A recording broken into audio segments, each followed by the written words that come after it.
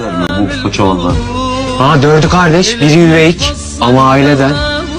Aslına bakarsan eğlenceli adamlar. Manyaklık seviyeleri yüksek yani.